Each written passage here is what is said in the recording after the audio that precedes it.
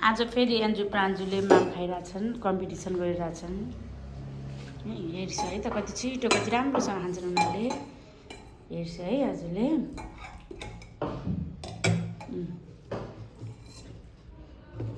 हेर्छ है कस्तो मजाले मुसेर खाएको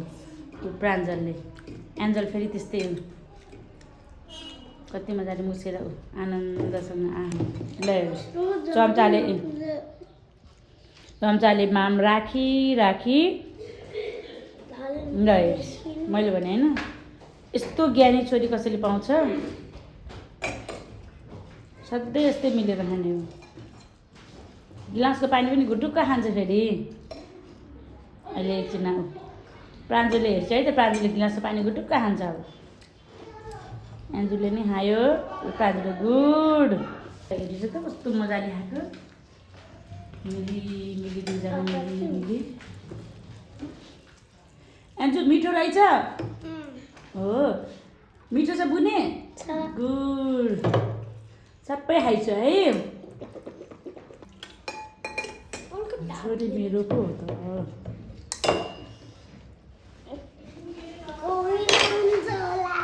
राम्रोसँग खान्छ भने नि दुईटाले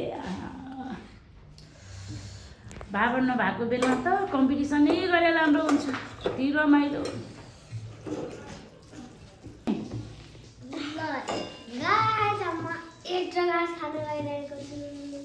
त्यो त गाछ नखाइछु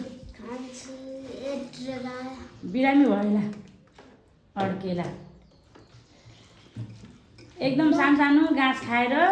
मजाले थालमा फिनिसिङ गरेर थाल सफा हुनु पर्यो है हेर्छु है प्रान्जु फर्स्ट भयो प्रान्जु बाबा जस्तै छिट्टो खान्छ फर्स्ट भयो प्रान्जु है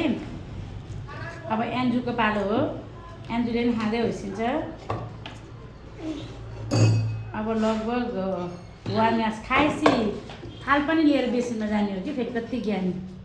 अब दिजु होइसिन्छ दिजुले हेर्छ है दिजुले कति खाइसिन्छ दिजुको पनि लगभग सिद्धियो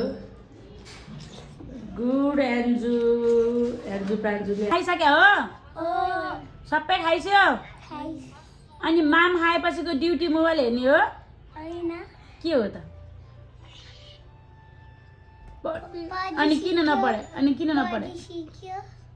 फेरि पनि पढ्नु पर्यो रिभाइज होला